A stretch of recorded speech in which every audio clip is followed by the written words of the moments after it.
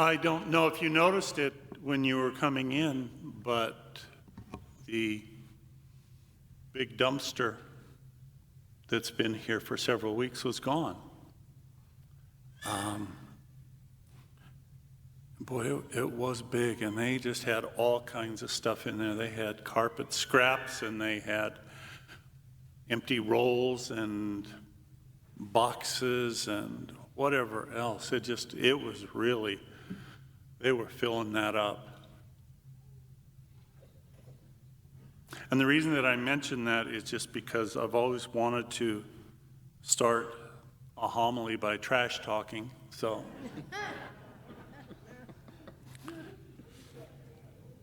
Thank you.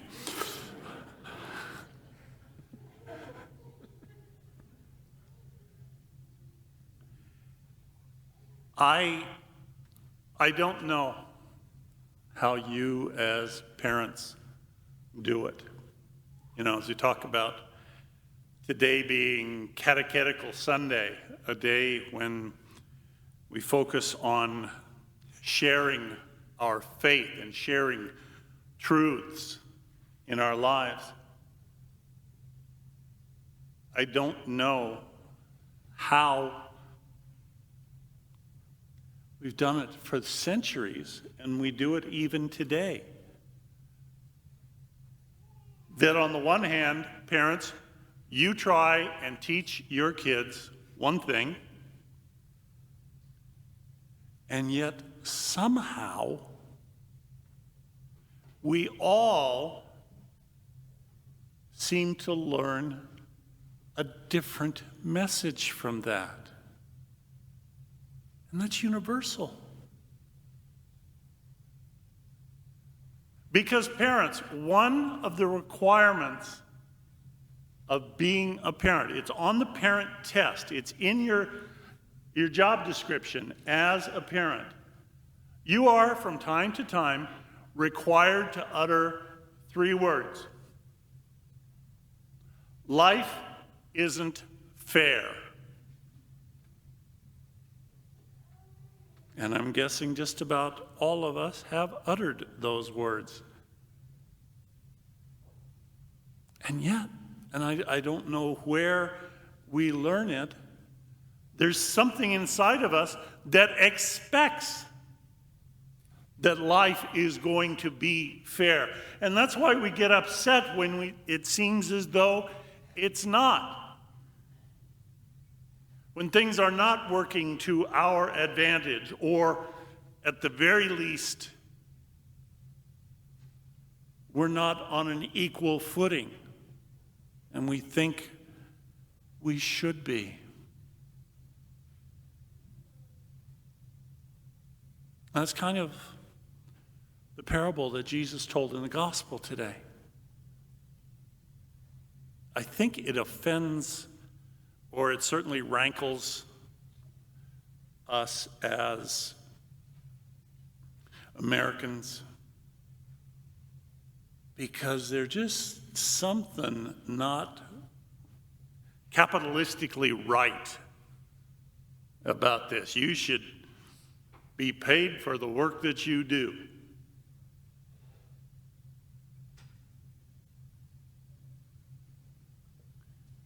And so the question comes up, and this one, I've been wrestling with it all week as to how to answer this.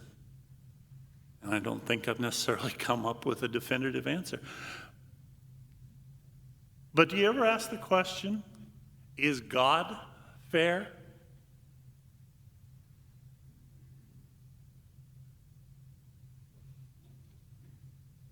I went online and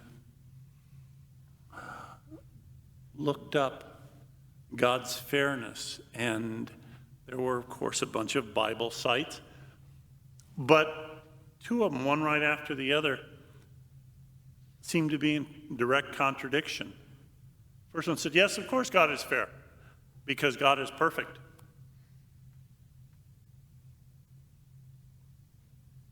And the very next one said, no, God is not fair.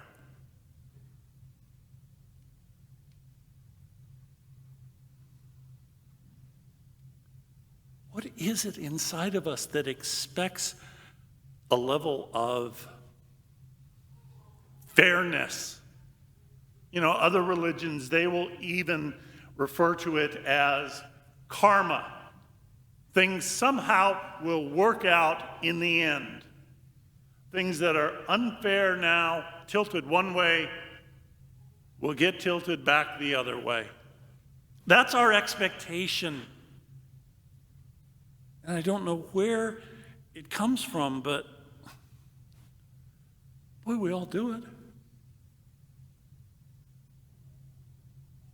Parents, which one of your kids is your favorite? Oh, wow, they're all special, and so we're not supposed to play favorites. Yeah, I know. Am I your best friend?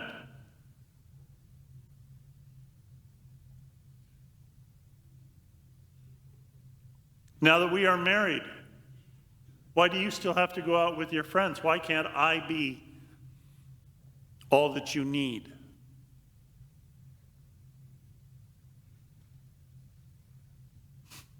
We get caught up in fairness because I think we have a need to know that we are loved. And in doing that, we look at others and we find ourselves competing for love or for attention or for acceptance. And in that competition, that's where we're going to be identifying unfairness. It goes all the way back to our first parents or their kids. Cain perceived Abel as a threat to him. And ever since then, we have insisted on having some sense of fairness in life because we don't want to believe that God plays favorites and we're not one of them.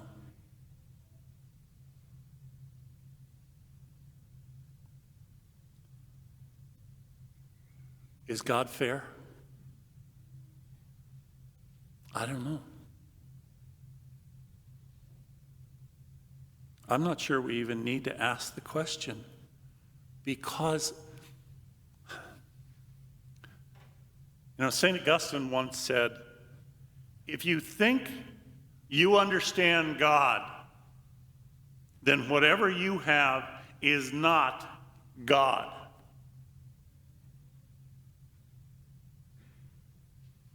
God is so far beyond our understanding that it seems like the only way we can deal with him is on our terms. But if we get caught up in seeing God in our terms,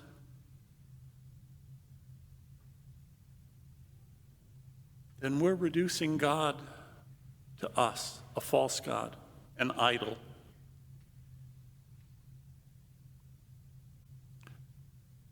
My ways are not your ways.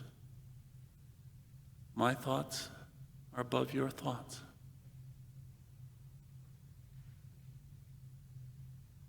Is God fair? We want God to be fair. We say, well, God is just. And if he's going to be fair, then okay, he's got to be just. But maybe we can let him be merciful as well. And that'll bring the two back into balance.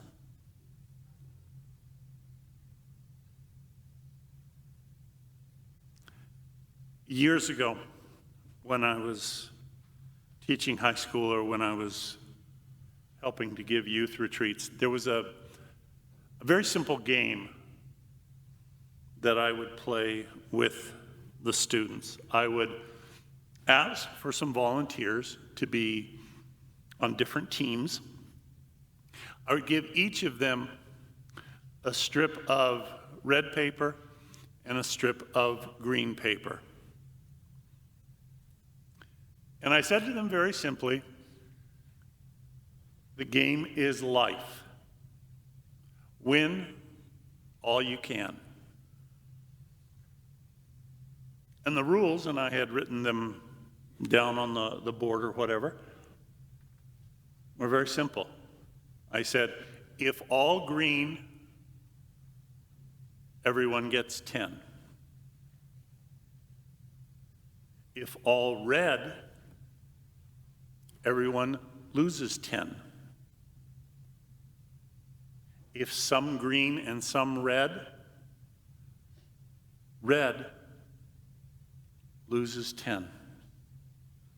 And I started them out with however many points, maybe 150, whatever.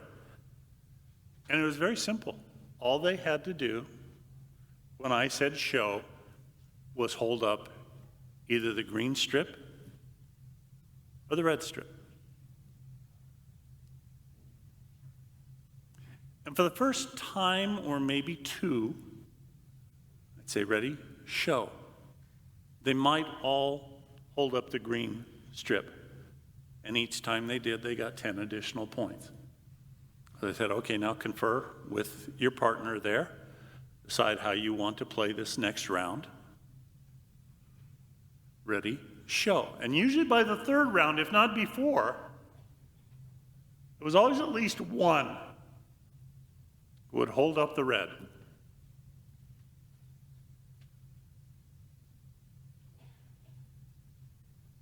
I think I got the instructions wrong. Yeah, no, if there were some red and some green, those who held up green lost 10. That's what it was. So somebody would sneak in a red, and those who held up the green, they then lost 10 points. Do it, okay, show. Maybe it'd be the same thing. Or maybe there'd be one or two more reds. And the greens would lose a little bit more. And it wasn't too long before everybody was holding up red, and they were all losing points. And I kept saying over and over again, the game is life. The object is win all that you can. At some point, I cut the game off. I said, who won? And they would look at the board, and they would see who had the most points. They would say, oh, we did. And I would say, no, you lost. And the ones with the lowest score, they would say, we won. We won because we had the lowest, and the last shall be first, and blah, blah, blah. Most of the time they didn't quote scripture back at me, but that was the idea. And I would say, no, you lost too. As soon as somebody threw up the first red piece of paper, everybody lost. Because the object of the game was not win more than the others,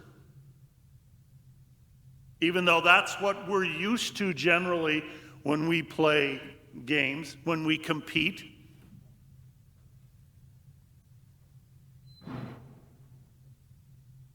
But the first time somebody went away from the object of the game, which is to win all you can, which was by green, which was by cooperating, things just left from there. We compete against one another. We compare. We get envious and jealous. Think about how much power this story would have lost if in the story the landowner paid those who had been working the longest first. They got paid, they left, they didn't know how much the others got.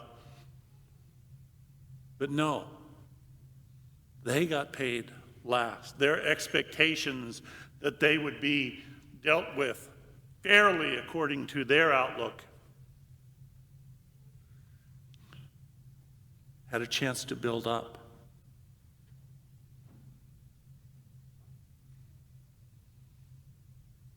Is God fair? In the story, Jesus says, "Are you envious because I am generous?"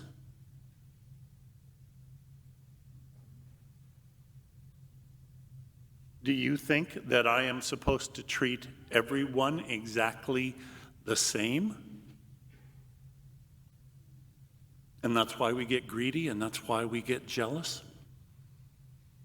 Not because I look at what I have and I'm grateful for it, but maybe I look at what I have and then I look at what others have, and the little kid in me right away, "That's not fair."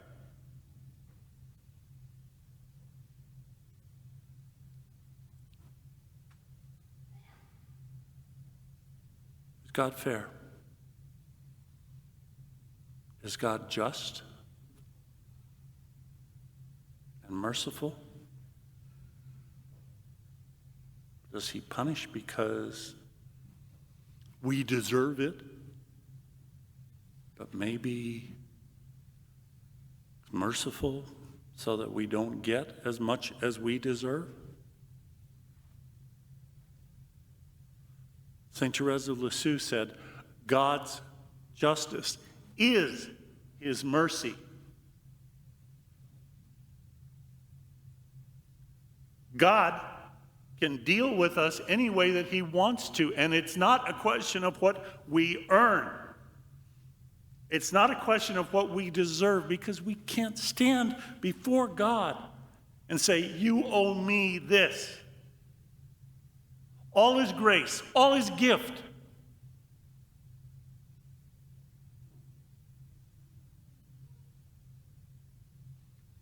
God is so beyond fair. Why? Because of his incredible love for us. And it's not about what I deserve. It's not about what I get or I am blessed with compared to anybody else. To be able to accept that I am truly loved by God and continue to celebrate that and not fall into that trap of, well, does God love me more than them? That comparison thing. Is God fair?